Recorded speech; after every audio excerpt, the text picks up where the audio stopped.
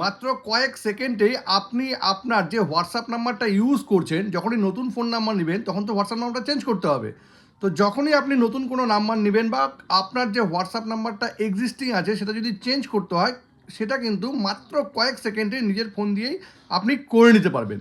আর করে নেওয়ার সঙ্গে সঙ্গেই কিন্তু আপনার হোয়াটসঅ্যাপে সেভ করা যে সমস্ত বন্ধুরা আছে বা গ্রুপগুলো আছে সেই গ্রুপেও কিন্তু একটা নোটিফিকেশন চলে যাবে যে আপনার হোয়াটসঅ্যাপ নাম্বারটা চেঞ্জ হয়ে গেছে।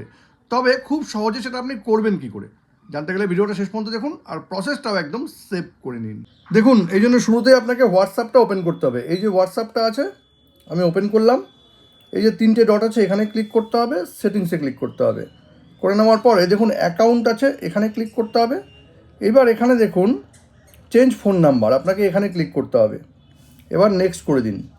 এবার এখানে দেখুন এক্সিস্টিং যে নাম্বারটা আছে সেটা আছে, এখানে আপনাকে নতুন নাম্বারটা দিতে হবে। যেই নেক্সট করবেন আপনার পুরনো নাম্বারে একটা কোড যাবে, সেই কোডটা কিন্তু দিয়ে দিতে হবে। দিয়ে দেওয়ার সঙ্গে সঙ্গেই কিন্তু আপনার পুরনো নাম্বারটা সরে গিয়ে নতুন নাম্বারটা হোয়াটসঅ্যাপে অ্যাড হয়ে যাবে।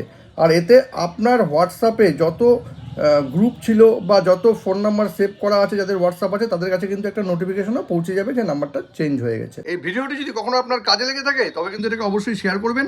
আর এরকম নতুন নতুন ইনফরমেটিভ ভিডিও পেতে প্লিজ সাবস্ক্রাইব আমার চ্যানেল সাবজেক্ট সম্রাটকে। Thank you.